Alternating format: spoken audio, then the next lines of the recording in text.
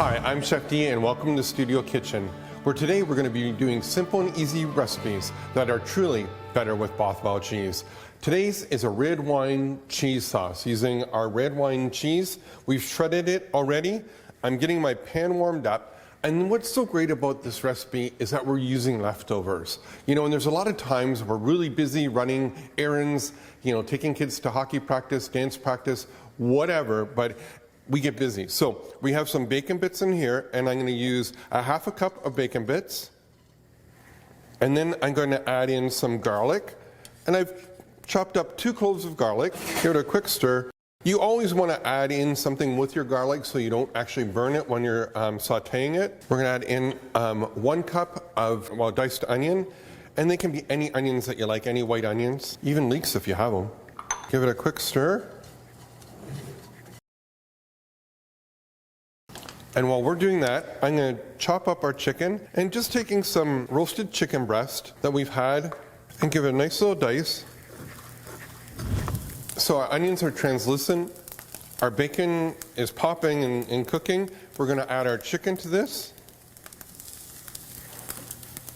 I have some frozen peas, yes, frozen peas. We're going to add in frozen peas, about 1 cup. A quick stir. A 1/4 cup of white wine. If you don't want to use white wine, you could use a little bit of vegetable stock. 1 cup of 35% cream. And we're going to take some Bothwell Red Wine Cheddar. It's better with Bothwell because there is no additives, preservatives. There's no fillers. It's all natural. Milk, cheese, perfect. And we're going to put in just over a cup of the red wine cheddar. We're going to give it a quick stir and just let that melt. We're going to hit it with a little bit of pepper, a touch of salt.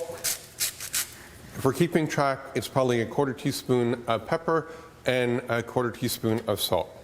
Stir that in. I've cooked off some cool wagon wheel pasta, and we're going to add in about a cup of cooked pasta, maybe just a little bit more for 2 people, so let's go 2 cups. And because the pasta is cooked, this takes literally 30 seconds just to warm up. Steam the pasta through. As you can just see, the sauce is boiling around the pasta. The pasta is getting nice and warm. Take it off our heat. Move it over into the bowl. Oh yeah.